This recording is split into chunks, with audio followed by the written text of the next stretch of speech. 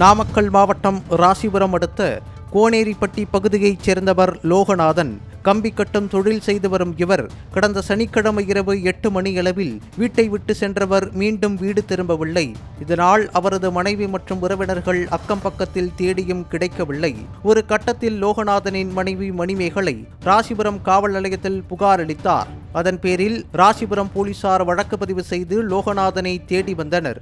இந்த சூழலில் ஞாயிற்றுக்கிழமை காலை நாமக்கல் அருகே சேலம் கரூர் தேசிய நெடுஞ்சாலை நள்ளிப்பாக்கம் அருகில் ஆண் சடலம் ஒன்று கிடப்பதாக போலீசாருக்கு தகவல் கிடைத்தது.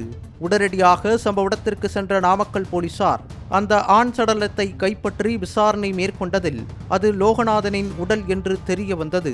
இதனையடுத்து பிரேத பரிசோதனை முடிந்த பின்னர் லோகநாதனின் உடல் அவரது குடும்பத்தாரிடம் ஒப்படைக்கப்பட்டது.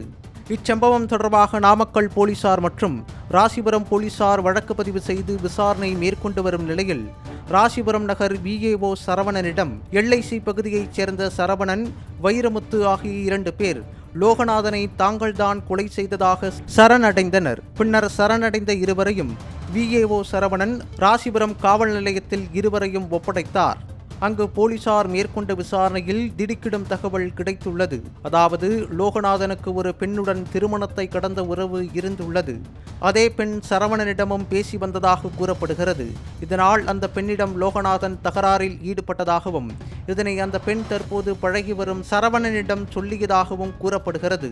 இதனால் ஆத்திரமடைந்த சரவணன் தனது மச்சான் வைரமுத்துவுடன் இணைந்து லோகநாதனை நைசாக பேசி தனியாக வரவழைத்துள்ளார். அங்கு காரில் லோகநாதனை ஏற்றிக்கொண்டு போய் நெடுஞ்சாலை ஓரமாக இரும்பு கம்பியால் அடித்து கொலை செய்துள்ளனர். தொடர்ந்து லோகநாதனின் உடலை 30 கிலோமீட்டர் தூரம் கொண்டு போய் நெல்லிப்பாளையம் அருகே சாலையோரமாக வீசிச் சென்றுள்ளனர். நடந்த அனைத்தையும் சரவணன் வாக்குமூலமாக போலீசாரிடம் தெரிவித்துள்ளார். தன்னுடைய மகளின் திருமணம் காலையில் நடைபெற இருந்த நிலையில் முந்தைய இரவு லோகநாதனை சரவணன் கொலை செய்திருப்பதும் அவரது பெயர் ராசிபுரம் ரவுடிகள் பட்டியலில் இருப்பதும் போலீசார் விசாரணையில் தெரிய வந்துள்ளது. இதனையடுத்து சரவணனையும் அவரது மச்சான் வைரமுத்துவையும் கைது செய்த போலீசார் இருவரையும் நீதிமன்றத்தில் ஆஜர்படுத்தி சிறையில் அடைத்தனர். மேலும் கொலைக்கு பயன்படுத்திய காரையும் பறிமுதல் செய்தனர்.